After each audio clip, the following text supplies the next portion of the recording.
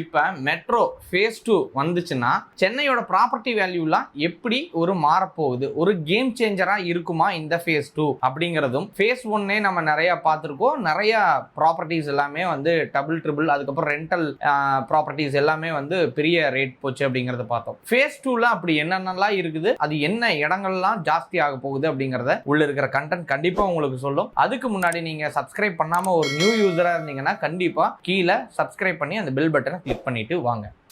ஒரு மெட்ரோவோட face 2வோட overview என்னன்னு பார்த்தீங்க அப்படின்னா, மெட்ரோவோட ஃபேஸ் 2 நாம ஆல்ரெடி பழைய வீடியோலையும் சொல்லியிருப்போம். 118 கிலோமீட்டர் டிஸ்டன்ஸ் வந்து கவர் பண்ணியிருக்கிறாங்க. இதுதான் சென்னையில் 2வது பெரிய ப்ராஜெக்ட்ஸாக வந்து மெட்ரோ வந்து பண்ணிட்டு இருக்கிறாங்க. இது எங்கெங்கெல்லாம் கனெக்ட் ஆகும் அப்படின்னு கேட்டீங்க அப்படின்னா, மாதாவரம், சோழிங்கநல்லூர், மாதாவரம், சிப்காட், மாதாவரம், அதுக்கப்புறம் ஏர்போர்ட் அண்ட் தென் கோயம்பேடு, இது எல்லாத்தையுமே கனெக்ட் பண்ணக்கூடிய ஒரு இடம். மாதாவரம் எங்க இருக்குது பாருங்க, சோழிங்கநல்லூர் எங்க இருக்குது, இது ரெண்டையும் கனெக்ட் பண்ண முடியும் அப்படிங்கிறது ரொம்ப சாதாரணமான விஷயம் கிடையாது.